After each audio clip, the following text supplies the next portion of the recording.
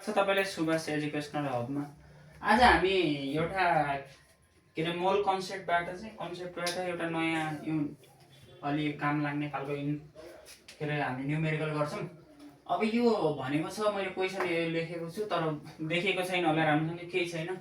म डाइरेक्ट अब क्वेसन चाहिँ मैले पढाएको छु, अब त्यो म डाइरेक्ट एक्सनमा आउँछु है त, सोलुसन भन्छु। अब हाम्रो यो क्वेसनले के भनेको भन्दाखेरि 1 लिटर चाहिँ हाम्रो के छ भन्दाखेरि 1 लिटर चाहिँ हाम्रो हैन 1 लिटर भोल्युम चाहिँ हाम्रो के को छ त भन्दाखेरि कार्बन मोनोअक्साइड र कार्बन डाइअक्साइडको मिक्सर चाहिँ 1 लिटर छ भनेको छ हैन। अनि यो मिक्सरलाई चाहिँ लगेर चाहिँ रेड हट कारकोलमा चाहिँ हालिदिएको छ अनि पास गराएको छ। अनि त्यहाँ पास गराइसकेपछि नयाँ भोल्युम निस्केको छ कि त्यहाँ भित्र त रियाक्सन भयो होला। यी दुईटामा कोले गर्छ अहिले म भन्छु। यो दुईटामा एउटाले रियाक्सन गर्छ, गर्यो भने एउटा अर्कोमा चेन्ज भइदियो भने अर्कोको भोल्युम बढेर हुन्छ। त्यहाँ भोल्युम बढेर कहाँ पुग्छ त भन्दाखेरि 1.6 लिटर पुगिरहेको हुन्छ हैन, 1.6 लिटर पुग्छ। अब हामीलाई निकाल भनेको के त भन्दाखेरि यसको पर्सेन्टेज र यसको कति मिक्सर चाहिँ हैन कम्पोजिसन भयो त भनेर हामीलाई यो चाहिँ निकाल भनेको छ। अब हामी के गर्छौं त भन्दाखेरि अब सिम्पल युटिलिटी मेथडबाट जान्छौं। अब के छ त भन्दाखेरि अब हामी मानौं लेट सपोज हैन, सपोज गरौँ अब x be the initial volume, x be the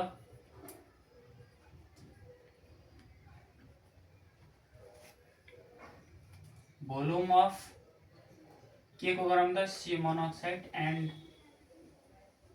y be the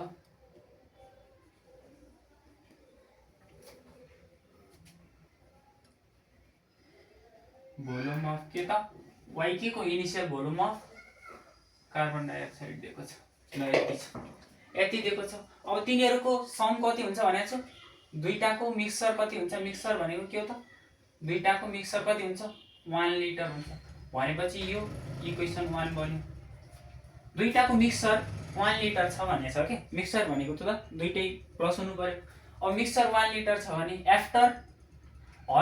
after कहाँ पास गरे त्यो मिक्सरले कहाँ पास गरेछ त भन्दाखेरि रेड हट कारकोल भनेको, कारकोल भनेपछि त कार्बन एकदम इफिसिएन्सी हुन्छ, त्यहाँ त कार्बनहरु धेरै पाइन्छ हैन। कार्बन भनेपछि आफ्टर त्यसमा पठाइसकेपछि रेड हट कारकोलमा पठाइसकेपछि के हुन्छ त भन्दाखेरि भोल्युम चाहिँ इन्क्रिज हुन्छ। अब कसरी इन्क्रिज हुन्छ त भन्दाखेरि त्यहाँ कार्बन हाम्रो जुन यो कार्बन मोनोअक्साइड छ यसले रियाक्सन कार्बनसँग रियाक्सन गर्दैन, नगरिसकेपछि यहाँ केले रियाक्सन गर्छ त भन्दाखेरि कार्बन डाइअक्साइडले केसँग कार्बनसँग रियाक्सन गर्यो भने के निकाल्छ त भन्दाखेरि कार्बन मोनोअक्साइड नै निकाल्छ। अब यसलाई ब्यालेन्स गर्दाखेरि के हुन्छ, दुईटा कार्बन भनेपछि 2 मोल चाहिँ कार्बन मोनोअक्साइड निकाल्दो रहेछ, 1 मोल चाहिँ कार्बन डाइअक्साइड र 1 मोल चाहिँ मिलेर 2 मोल चाहिँ के त कार्बन मोनोअक्साइड निकाल्दो रहेछ। अब हामीले के लेख्न मिल्छ त भन्दाखेरि यो कन्डिसनमा हैन के थियो त हाम्रो CO2 + C के निकाल्छ त कार्बन मोनोअक्साइड हैन, कार्बन मोनोअक्साइड। अब यसलाई कसरी लेख्न सकिन्छ त, कसरी लेख्न सकिन्छ त भन्दाखेरि के गर्छौं त हामीले अब आफ्टर के त after passing through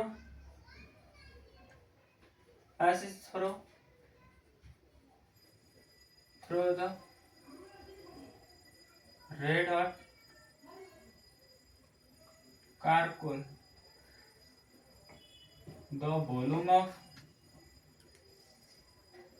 mixer will के हुन्छ त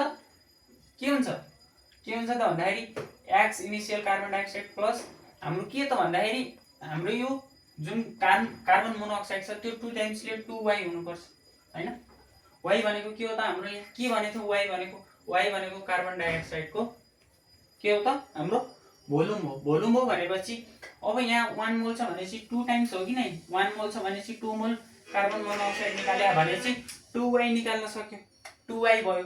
2y निकालिसकेपछि यसको के लेख्न मिल्छ भन्दाखेरि 1.6 यसले के गर्छ त पछि नयाँ भोल्युम 1.6 लिटर छ हाम्रो यहाँ दिएकै छ क्वेशनले, 6 लिटर छ भनेपछि यसलाई इक्वेसन 2 भन्न मान्यो, 2 मान्यौं। अब इक्वेसन 2 पनि आयो।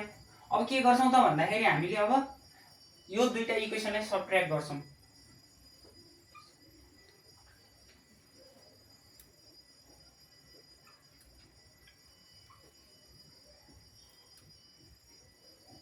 टुलाई सबट्र्याक्ट गर्छौं। कसरी सबट्र्याक्ट गर्छौं त भन्दाखेरि 2y minus x plus y गर्छौं अनि त्यसपछि के गर्छौं 1.6 माइनस 1 हुने भयो। अब अर गर्छौं के हुन्छ त यहाँ के हुन्छ x plus 2y minus x minus y हुने भयो हैन। अनि यहाँ के हुने भयो 0.6 हुने भयो। यहाँ त x x क्यान्सल भयो, बच्ने 2y मा y मात्र बच्छ 0.6 रहेछ। y भनेको हाम्रो के भनेको थियो यहाँ भोल्युम अफ कार्बन डाइअक्साइड। अब volume of carbon dioxide y equals to 0.6 छ भने यसलाई इन्टु 100 ले मल्टिप्लाई गरिदियो भने कति हुन्छ 60%। 60% रहेछ। अब हामीले यसलाई नै अब यो जुन y को भ्यालु छ इक्वेसन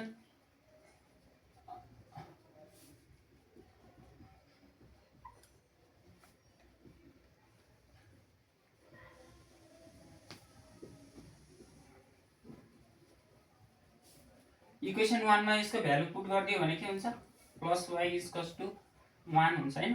x प्लस y को भ्यालु 0.6 छ इक्वल्स टु 1 हुन्छ। x इक्वल्स टु 1 माइनस 0.6 और x इक्वल्स टु के आउँछ आन्सर 0.4 भनेपछि यसलाई पनि 100 ले मल्टिप्लाई गरिदियो भने के हुन्छ हाम्रो 40%। Therefore